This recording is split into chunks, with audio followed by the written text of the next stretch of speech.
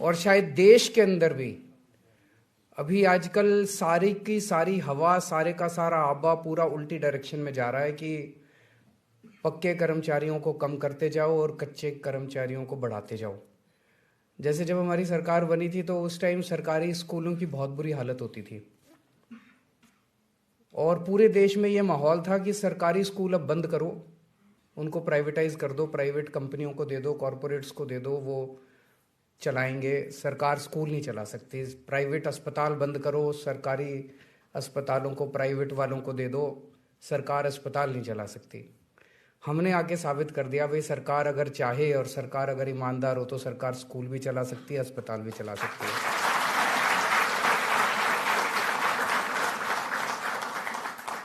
और जो सरकार स्कूल और अस्पताल ना चला पाए फिर उस सरकार को इस्तीफा दे देना चाहिए, फिर वो सरकार रहने लायक नहीं है। तो आज हम ये भी देख रहे हैं, एक माहौल ये भी बनाया गया था पूरे देश के अंदर कि भाई कर्मचारियों को अगर पक्का कर दो तो वो काम नहीं करते, फिर वो आलसी हो जाते हैं, वो फिर काम से मन चुराते हैं। एक ये माहौल बनाते हैं ना भाई, पक्का कच्चे को पक्का नहीं करना चाहिए, पक्का कर दिया तो काम नहीं करेंगे, कच्चे के ऊपर तो तलवार लटकती रहती है। दिल्ली में हमने स्कूल अच्छे करे, दिल्ली के अंदर शिक्षा क्रांति आई। दिल्ली के जो शिक्षा क्रांति आई तो दिल्ली के अंदर जो भी हमने शिक्षा के क्षेत्र में करा वो हमने थोड़ी करा, वो तो इन टीचरों ने ही करा, जो सरकारी टीचर थे, जो सरकारी हेडमास्टर थे, जो सरकारी प्रिंसिपल थे, इन्होंने ही करा। ये तो सारे सरकारी हैं, इन्होंने ही कमाल करके दिखाया। सरकारी क्षेत्र में जो अस्पतालों में हमने इतना अच्छा काम करा, इतने शानदार अस्पताल हो गए अपने, ये तो सारे इन सरकारी डॉक्टरों ने ही करा, सरकारी नर्सों ने ही करा। तो ये कहना कि भाई सरकारी कर्मचारी काम नहीं करते, मैं समझता हूँ ये सबसे बड़ा झूठ है जो फैलाया जाता है।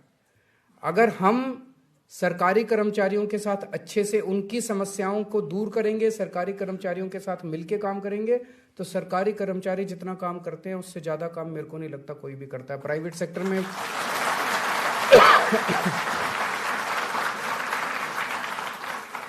मैं तो प्राइवेट में भी मैंने काम किया है, सरकार में भी मैंने काम किया है। मेरे हिसाब से जिस तरह से कोरोना के टाइम में मैं देखता था, ये हमारे सत्य गोपाल जी भी बैठे हैं, उदित जी भी बैठे हैं, ये 24-24 घंटे ये लगे रहते थे, 24-24 घंटे काम। मैंने तो प्राइवेट सेक्टर में ऐसे काम करते नहीं देखा किसी को।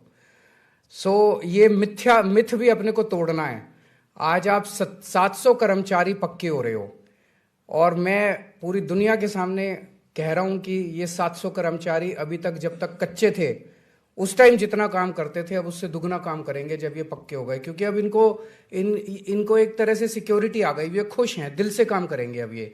नहीं तो एक मन में रहता था यार पता नहीं मेरा क्या होगा, आदमी 10 बार तो ये सोचता कहीं और ही कर लूं, कोई और अच्छी जगह मिल जाए। अब एक बार ही पक्के हो गए तो कहीं इधर उधर तो हाथ पैर नहीं मारेगा, अब यही मन लगा के काम करेगा। तो मैं बहुत खुश हूं कि आप लोग पक्के हो रहे हैं और मेरी तो मंशा है कि दिल्ली सरकार के सभी विभागों के अंदर जितने कर्मचारी हैं सबको पक्का होना चाहिए।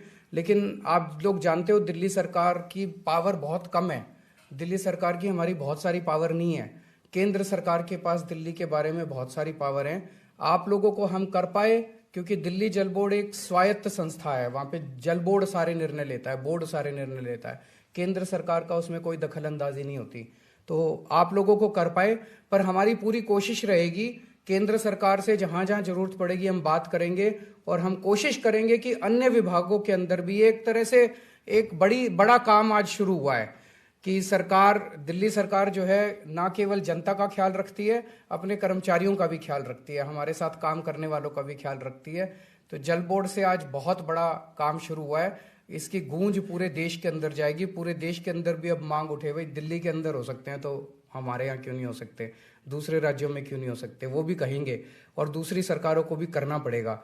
और ये मिथ भी तोड़ना पड़ेगा, भाई कच्चे कर्मचारी पक्के कर दो तो वो काम नहीं करते, काम करके दिखाना और उन लोगों के मुंह बंद कर देना जो ये बात कहते हैं कि पक्के कर्मचारी काम नहीं करते।